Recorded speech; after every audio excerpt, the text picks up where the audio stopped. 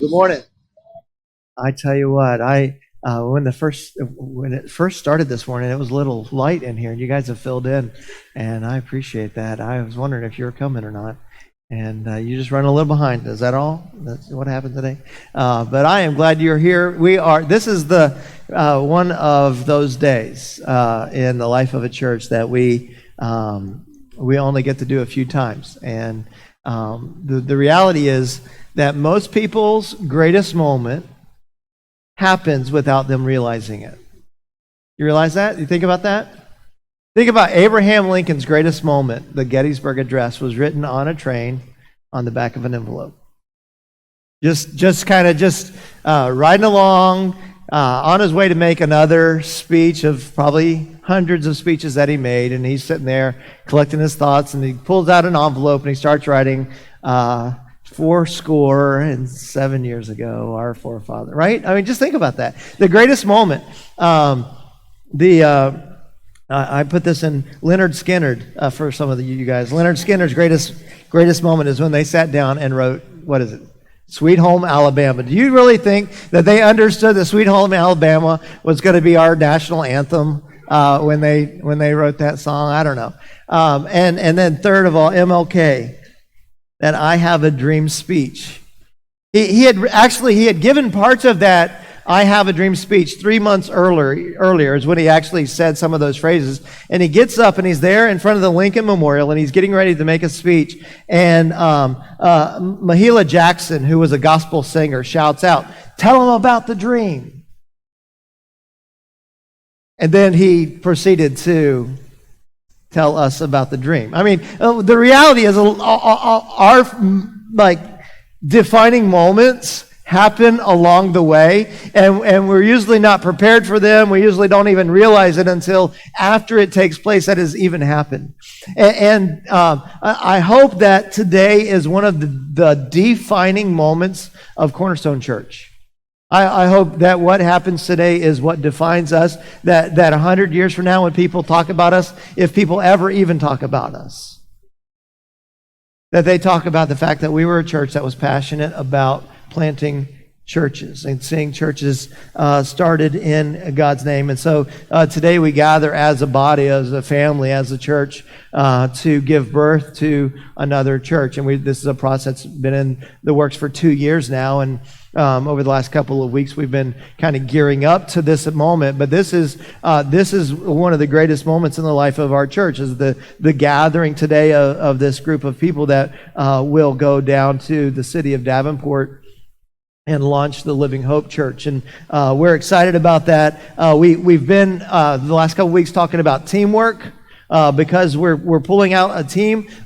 Team to us means those who tithe, those who evangelize, those who are attending small group, and those who minister. And so we've gathered a group of people out of our church who hit on those markers and are going to be supporting that work, doing the work of the ministry down there, setting up small groups. We had our small group training yesterday, had several of the small group leaders from Living Hope come and participate in that so that they can get their small group ministry up and off the ground and running quickly as well. And it's just fun to watch everything kind of come together. It's kind of that time where you know all the pieces are in place and everything is ready to go. And today is the day where we just kind of pat them on the back and say, "Go get them, Tiger!" Right? Just like go get it, go for it, go after it. I was really struggling over what passage of Scripture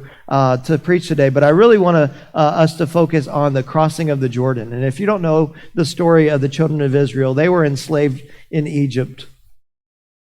God used Moses to bring them out of Egypt, but Moses sinned in the wilderness. Moses was full of pride. Moses took upon himself something that God was going to do, and God said, because of that, Moses, you can't enter the promised land. The children of Israel also sinned. They were fearful. They weren't of faith. They wandered around in the wilderness for 40 years. And finally, you get to the book of Exodus, and the Exodus is over, and the book of Joshua begins with, Moses, my servant, is dead. God speaking to Joshua, Moses, my servant, is dead. Now get up and lead the children of Israel over the Jordan. And we are at one of those Jordan crossings today. There's a crossing of the Jordan that is taking place today where we are going into the unknown. Where a group of us are leaving this place. But for those of us staying behind, we don't know what the future holds either, right? We don't know what God's going to do next. And man, it's going to be a change for us as well. But life is full of changes. And I don't know. I met Tony and Deb this morning. They just got a house here in Florida. And they're looking at a big, great unknown stepping into Florida, you know. And you all remember that, right? How wonderful that was.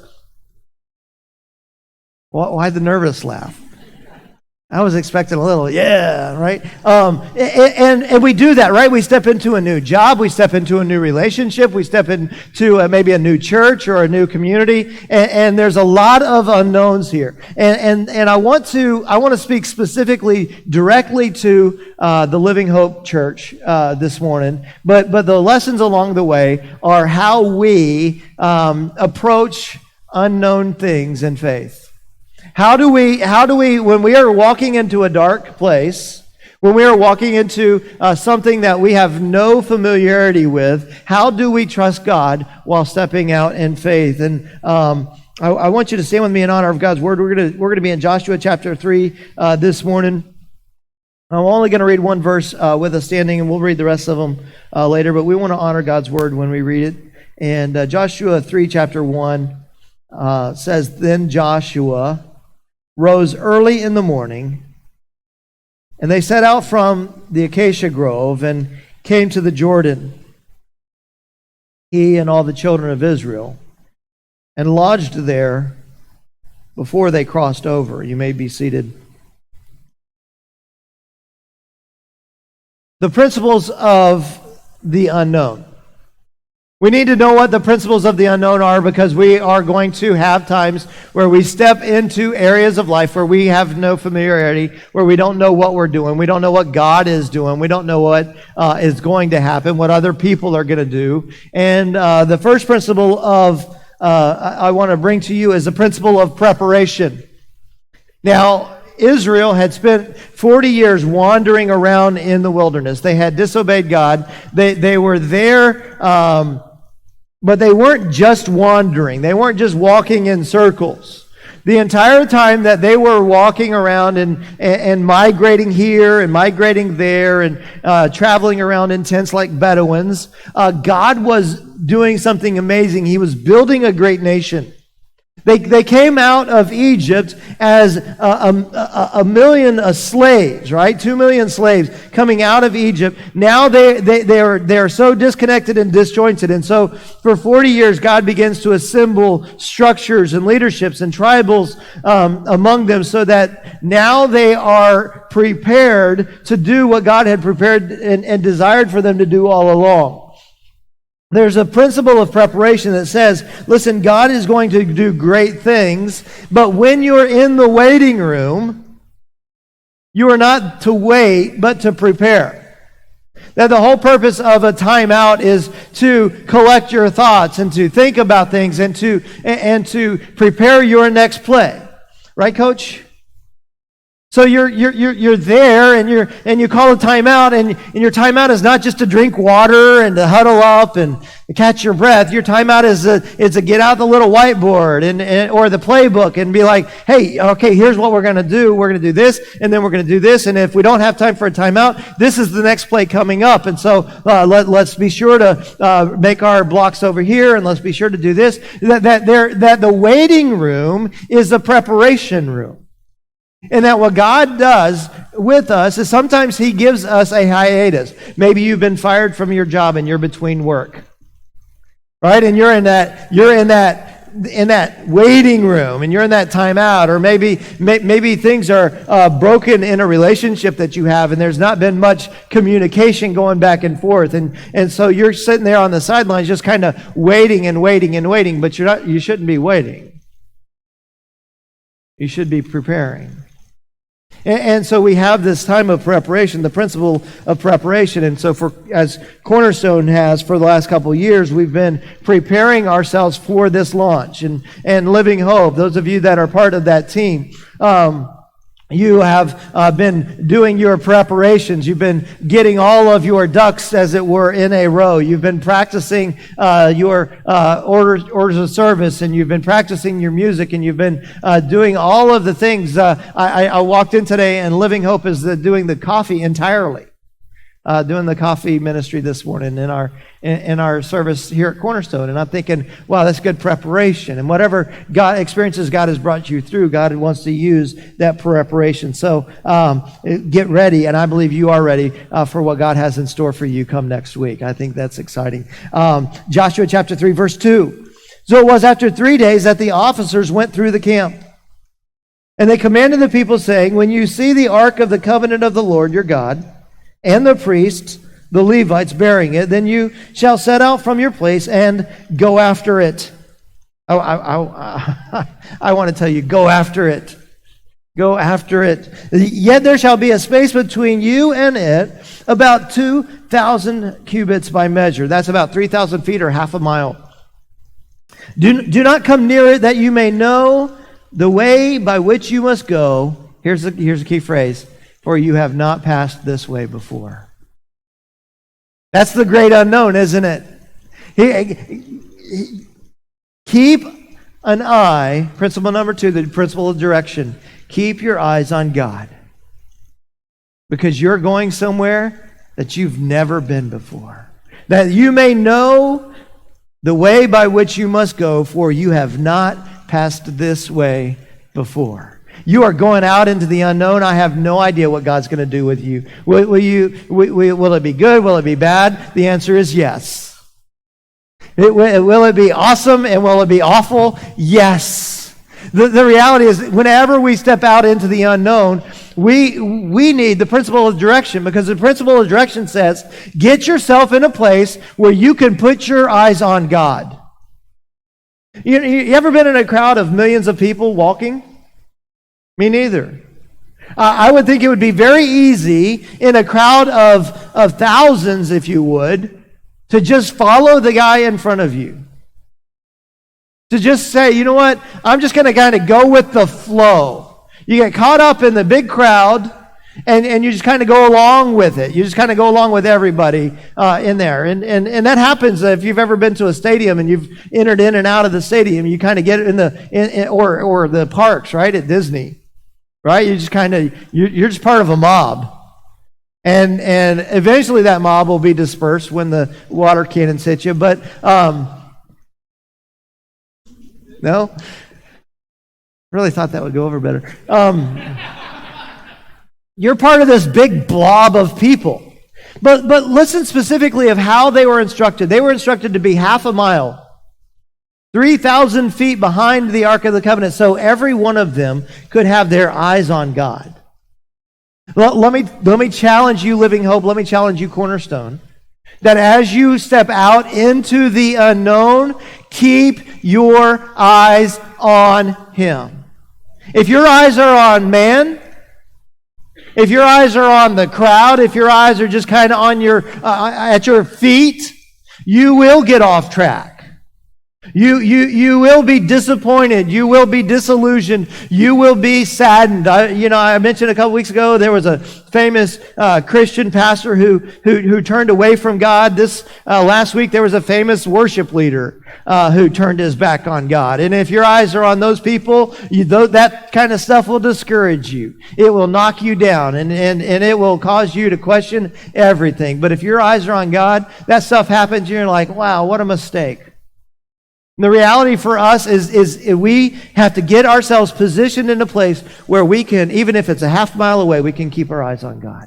They had to have that principle of direction. The third principle to carry today is the principle of participation. Go back to verse 1. It says that Joshua rose early in the morning. They set out from the acacia grove and came to the Jordan, and he and all, circle that, all the children of Israel lodged before they crossed over. That's all of them, every one of them, all 12 tribes. what makes that significant is there were two tribes that God had granted permission to set up their cities on the east side of the Jordan. That Reuben and Gad were given permission to set up all of their cities on the east side of the Jordan. So they weren't even going to cross over and establish their cities in what we would understand to be proper Israel. They're going to be over here.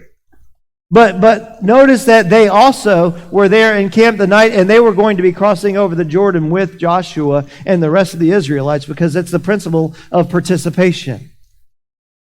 Even though they were not going to be established in the east or west side of the Jordan, they were going to be on the east side of the Jordan, and they were going to establish themselves over here, but they were going to fight over here. They were fighting a battle for cities that they would not inhabit. You're like, why would they have to do that? Well, because God told them to, because they're one nation.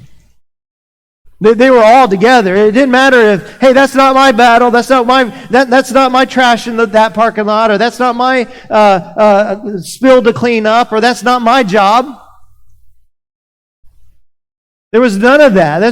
Those aren't my enemies. The reality is that as you step out, it's that thing we've been talking about for a month now. It's that teamwork. It's the teamwork that makes the dream work, right? It's everybody engaged together. It's all of Israel fighting Israel's battle, whether you're going to benefit from it or not, or whether it helps you or not. It helps the team. And the reality is, as we gather together as Cornerstone is going to battle for living hope. We are here for you. We are here to fight for you. We're here to help you. We're here to struggle alongside you. And I would be as confident to say the other way. Living Hope is here to fight for us. And the reality is there's a principle. It's not a cruise ship where you got some people are the crew and other people are the passengers. It's a battleship. And everybody has a station. And everybody mans their station, because we're not here, saying, okay, well, that's the crew, and my role here is to sit on the Lido deck sipping mojitos, right? That's not. We don't do umbrella drinks. This is a worship. We are battling for the souls of men, and everybody, all people to their stations, every last one of us. So there's the principle of participation. Have you ever been canoeing? You go canoeing with a family member or somebody, and you're paddling, right? Let me get my canoe ready. You're my paddle, and you're paddling, and then it's like stroke. Yeah, I think I'm having a stroke. And then you switch sides. You ever look back at the guy behind you, and he's kind of like distracted by something? Maybe there's an otter playing in the shallows over there, and he's kind of dragging his paddle. You know what happens when somebody drags their paddle? The whole thing goes sideways, doesn't it? And the reality is that it takes all of us working together to make it happen. We've got to be paddling together. We get to sidetrack there. Principle number 4, the principle of consecration. Verse 5. Joshua said to the people, sanctify or set yourselves apart, for tomorrow the Lord will do wonders among you. One of the key principles of stepping into the unknown is preparation, direction, participation. But man, that concept of taking a moment and cleansing your heart. This is washing the dishes. The idea of sanctification is what we do with our china. We keep it clean and we put it in a china cabinet. We close the doors of the china cabinet to keep the dust off it, to keep the bugs away from it. It's set apart. It's special. It's unique. And here they are. They're getting ready to go into battle. And God says one of the things that you've got to do in your preparation is you've got to set yourself apart. You got to sanctify yourself. You got to spend some time doing some cleansing in your own heart. Are there things that don't belong there? Are there thoughts or fears or lust or sins that don't belong in your life? Now is the time to clean the slate. Now is the time to get all of the junk out of your life, because you're getting ready to go into a spiritual warfare. And that spiritual warfare is going to be intense. And you're going to need to have an open line with God. You don't want any distractions, any communication interruptions there. You want to know exactly what's going on. And sometimes we find ourselves walking into the unknown. And sometimes the quiet times before we walk into the unknown is a good time for prayer. Like, God, I'm getting ready to go in to do this thing, and I don't know, God, if what you plan to do there. I don't know what's going to happen when I walk into my boss's office. But God, if there's anything in my life that I need to get squared away, I want to get it squared away now. God, I'm getting ready. The doctor called and told me to come down and meet with him in his office. Good time to do some cleansing. Getting ready to go into the unknown. You hop in the car and you're going to go hop in the U-Haul and you're going to go, man, it's a good time to do a little bit of housekeeping in your soul, the principle of consecration. We prepare today so God can bless tomorrow. So if you are doing those principles, then you arrive at the place where you finally have, okay, the preparation is out of the way. Now you step in from preparation, you step in to the principles of action. The first steps into the unknown. Joshua chapter 3, verse 6. Then Joshua, after all of that, after all of those things took place, then Joshua spoke to the priest, saying, take up the ark of the covenant, cross over before the people. So they took up the ark of the covenant and went before the people. And the Lord said to Joshua, this day I will begin to exalt you in the sight of all Israel, that they may know that as I was with Moses, so I will be with you. You shall command the priests who bear the ark of the covenant, saying, when you have come to the edge of the water of the Jordan, you shall stand in the Jordan. I love that picture there, is that they've got to step out. There comes a moment where you've done all your preparation and you've got to move into action. And that's where we find ourselves today, is the preparation has been done. We are stepping into the unknown. And what a magnificent picture is being painted there. But it would not be painted until we step out. And the reality for you and for me is faith always works that way. There always comes a time where you have to set aside the preparation, or you've done everything, and you've got to take that step of faith. You've got to step out in faith and do what God has called you to do. They had to. It's amazing. God's going to do for them exactly what He did for Moses. He's going to part the waters. He's going to do this big miracle that is still being talked about to this day. This parting of the waters. Now, God did it for the miracle for Moses and the children of Israel as they were leaving Egypt. They crossed the Red Sea, right? And they got across, and Pharaoh's armies were then drowned in the waters that came after they had crossed, right? So this is a big miracle in the life of all Israelites. It's something that they had talked about. It's something that everybody knew about. And now God's going to do the exact same miracle for this crew. It's not the Red Sea, it's the Jordan River, but it's formidable enough, and it's something enough to prove what God is going to do for them. And so here they have this moment where they have to take the step of faith. It's a scary time. Like, oh, wait, you know what? I need to do a little more preparation. No, today's the day. No, you know what? I think I need to take some swim lessons in case God doesn't show up. Or, hey, wouldn't it be better if we built a bridge?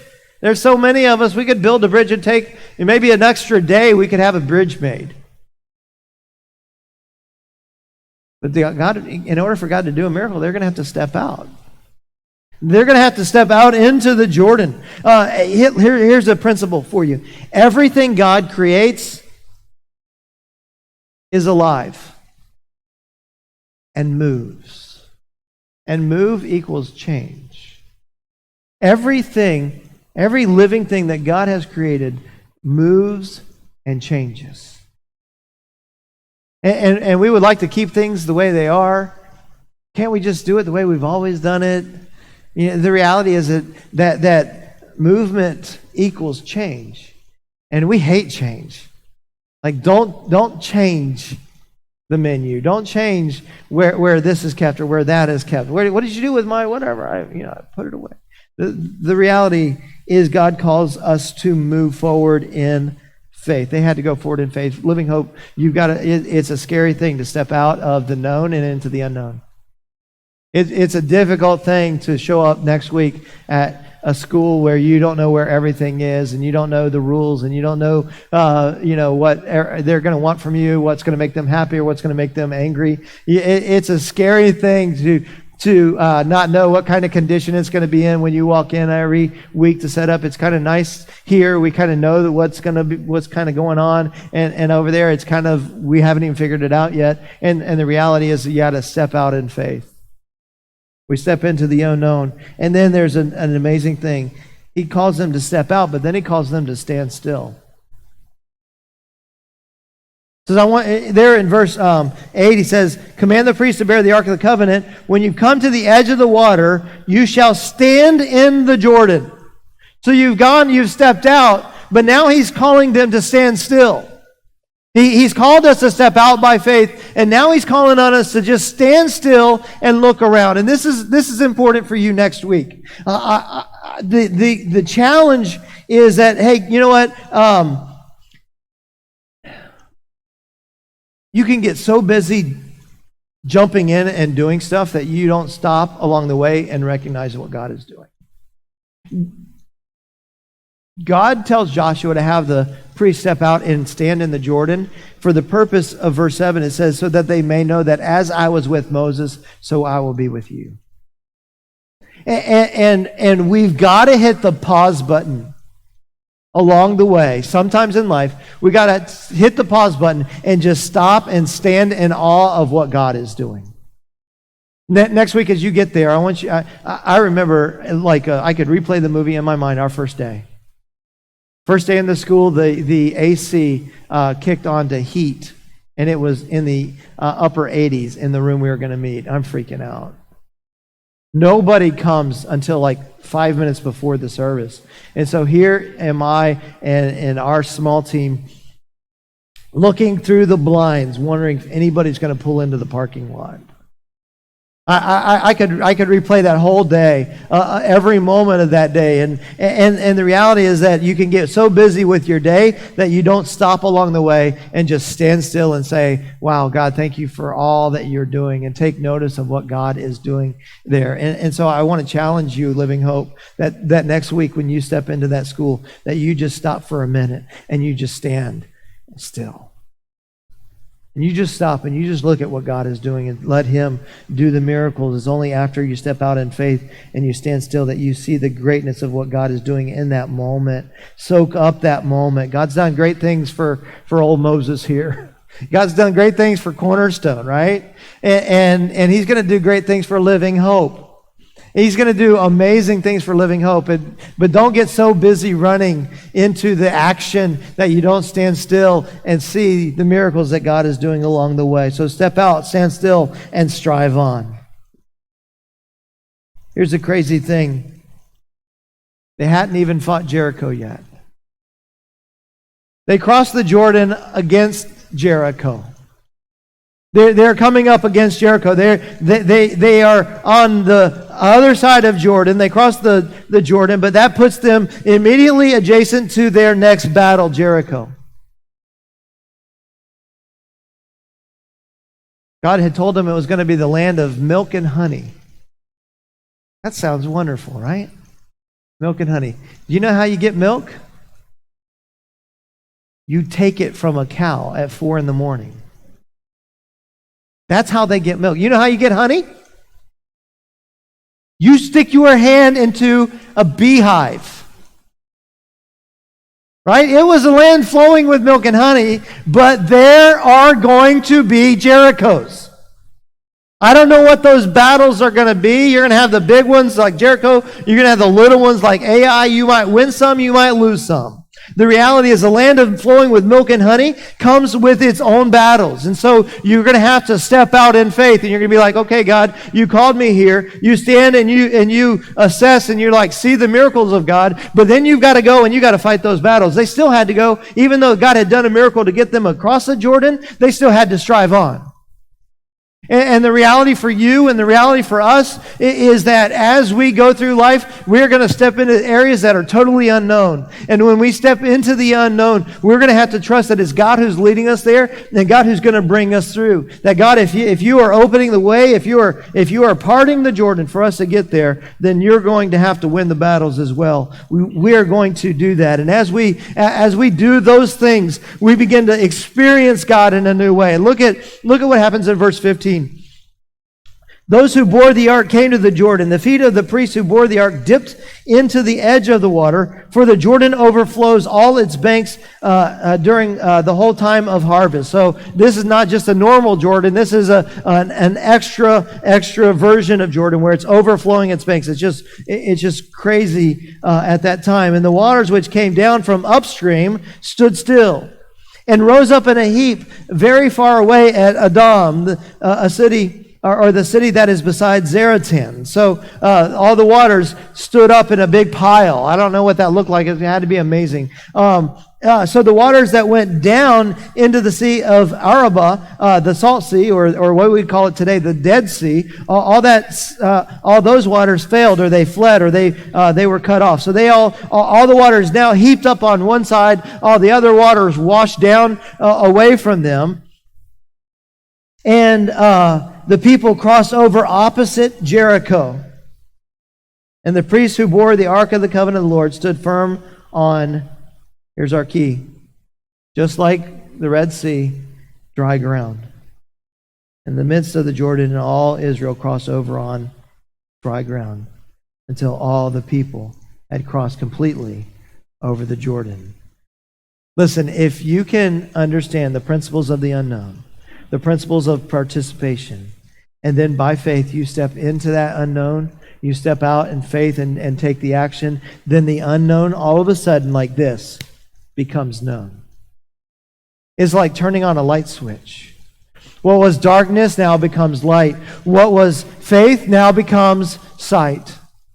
What you didn't see before, now you see. It wasn't until they took that step of faith that God began to know or began to pull back those waters, and they knew what God was doing. They had grown up hearing all the stories. Their grandfathers had told the stories. Their fathers had told them the stories. Now they're still sharing the stories of what God did for them before, and now they are experiencing for themselves. And faith becomes sight. Now they have their own story to tell. It's one thing to tell somebody else's story of what God did for somebody else. It's a totally different thing to tell the story of what God has done for you. And it's when we step into the unknown by faith that God begins to do the miracles in our lives. Now it's what was possible. They always knew it was possible because they knew that God had done it, but now they knew it was possible for them. They knew God was leading them. So faith became sight, and fear becomes faith. I don't know what kind of fears they had. Some of them probably feared for their lives, and probably rightly so. Probably some of them feared for their children, and probably rightly so. Some of them feared for their future. You know, whether are we going to survive out there, or is it going to be enough? But now they had seen a move of God. I love the words there in verse 17. It says, "And all Israel crossed over on dry ground until all the people had crossed over completely." There's that. Everybody experienced God. Everybody had seen God work. Everybody had a miracle for themselves. Listen, that faith becomes sight, and when faith becomes sight, fear becomes faith. The things that we were afraid of, if you know that God's on your side, what are you afraid of? Right? The reality of if He is for us, yeah, you know the verses. Here's the reality: is that God's on our side. Man, could you imagine crossing? How much confidence that you would have crossing the Jordan? And you're walking and you see a big pile of water over there, and God's holding it back supernaturally. And you walk across, you're like, okay, well, this is definitely of God. You know, because God made the way. And so fear becomes faith. Now, one last thing. Chapter 4. It came to pass when all the people had completely crossed over the Jordan that the Lord spoke to Joshua, saying, take for yourselves 12 men from the people, 1 man from every tribe, and command them, saying, take for yourselves 12 stones from here, one out of the midst, or from here out of the midst of the Jordan, from the place where the priest's feet stood firm. You shall carry them over with you and leave them in the lodging place where you lodge tonight. So here they come and they gather 12 stones. They pick up these stones. I don't know how big they were. I like to watch that World's Strongest Man competition. Those guys with those big, heavy boulders, and they got to lift them and carry them out. I wouldn't want to pick up a little one. I want to be the guy that gets the little one, right? All the other tribes are carrying these monstrous stones, and you're like got one like that, and you're like, I don't know. You're kind of taking it easy there. So they gather these 12 stones out of the middle of the Jordan, and they stack them up, and they make an altar to God there, a marker of God's miracle. And there, the principle that I want to encourage you to do is set up some stones of remembrance.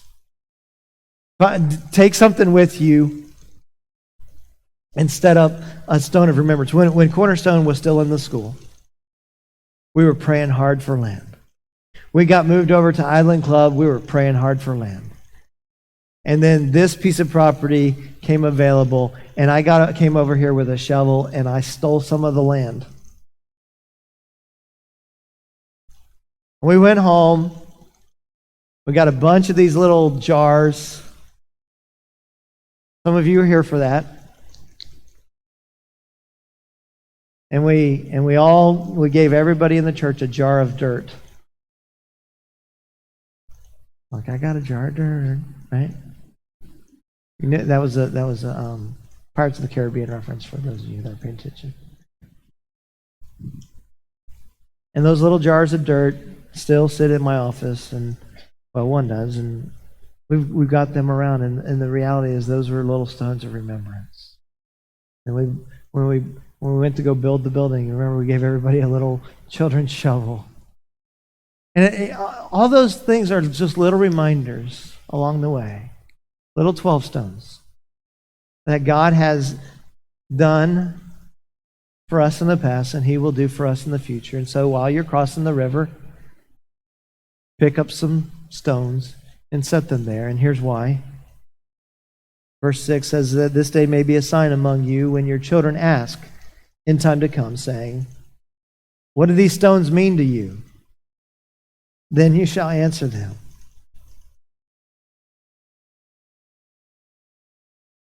That the waters of the Jordan were cut off before the ark of the covenant of the Lord, when it crossed over the Jordan, and the waters were cut off, and the stones shall be for a memorial to you, or to the children of Israel forever. It's going to come a day in the life of Living Hope where you guys have your own children to tell this story to, about the day that you launched out into the unknown. So, get prepared. Keep your eyes on God. Participate with everybody else who's following God. Consecrate yourselves. That's laying aside every sin that so easily besets you. Step out in faith. Stand still to see the hand of God in your life. Strive for the victory.